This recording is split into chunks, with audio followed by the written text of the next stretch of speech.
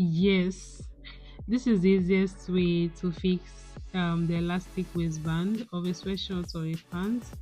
You'll be needing the circumference of the trouser or and also the length of the band you'll be using.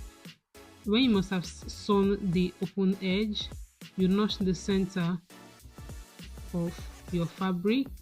The length you'll be needing is the length of the band, but it's going to be on fold. Then the circumference of the trouser, that will be the width of your fabric. Then I'm going to puncture a hole where I'm going to put my eyelet. So I'm going to puncture it very small so that because the fabric is stretchy, so it will not expand from there. Like I'm going to puncture it. I use my seam ripper to puncture it, but very small.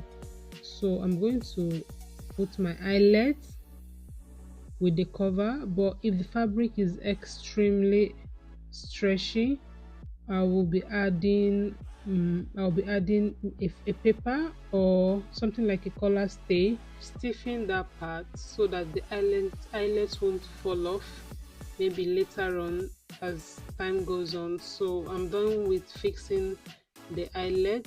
The next thing I'll do is to close the band. Now when you want to add your band, the length of the band, the width of the band you'll be using is the waist, the actual trouser waist. You reduce it by 6. It can be 6, you can reduce it by 7, it can be 8. That depends on the elasticity of the band that you're using. For example, if the actual waist is 30 inches, you can use with you can use 24, or you can as well use 25. That depends, as I said earlier, that depends on the elasticity limit of the elastic of the band you are using. So I'm going to actually got the center of the elastic and place it at the center of my fabric in between the two eyelets.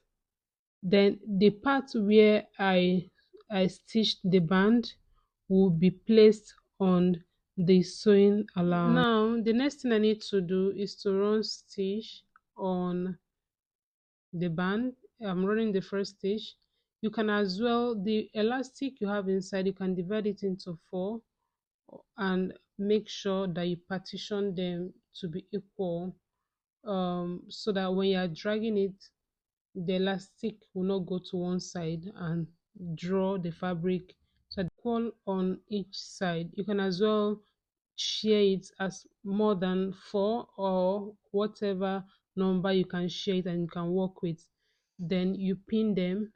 So then I've run the first stitch. This stitch will be half inch side of the band.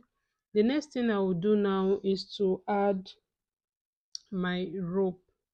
Make sure that you secure your rope with a knot so that it will not enter inside. Then the final thing to do for this part is to run the last stitch. Please ensure that you don't run stitch on the rope. At this point, very just have to be very careful so that you don't run stitch on the rope, because when you do that, it's going to seize the elastic. That is it. That's all. Say it looks like it's very easy. It looks very small, but when you fix it on the band, it's going to compress the waist of the band, the band of the circumference of the pants is going to come. You can now go ahead to add the stopper. Then see, now it's time to fix the band on the pants.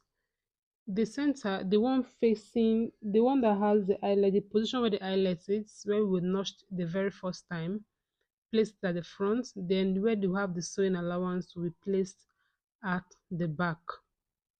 Then you now run your final stitch. Please endeavor to be stretching the band while you are sewing this.